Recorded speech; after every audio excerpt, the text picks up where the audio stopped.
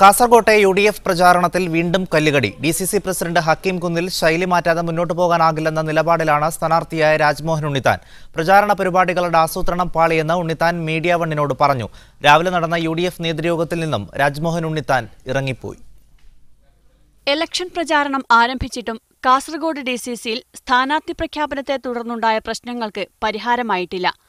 ഇന്ന് രാവിലെ ചേർന്ന നേതൃയോഗത്തിൽ നിന്ന് രാജ്മോഹൻ ഉണ്ണിത്താൻ ഇറങ്ങിപ്പോയി.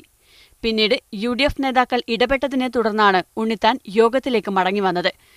ഇന്നലെ മണ്ഡലത്തിലെത്തിയ തനിക്ക് വേണ്ടത്ര സൗകര്യങ്ങൾ ലഭിച്ചില്ലെന്നും പ്രചാരണ പരിപാടികളിൽ വ്യക്തതയില്ലെന്നും ഉണ്ണിത്താൻ മീഡിയ വണ്ണിനോട് പറഞ്ഞു. ഇങ്ങനെ പോയാൽ അധിക നാൾ സ്ഥാനാർത്ഥിക്ക് പ്രവർത്തിക്കാൻ പറ്റില്ല.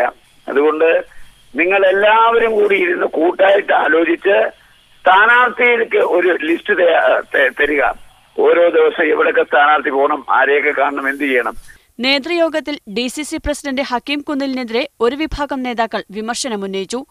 DCC പ്രസിഡന്റിനോടുള്ള അതൃപ്തി രാജ്മോഹൻ ഉണ്ണിത്താൻ KPCC നേതൃത്വത്തെ അറിയിച്ചതായാണ് സൂചന. Media one, Kasaragod.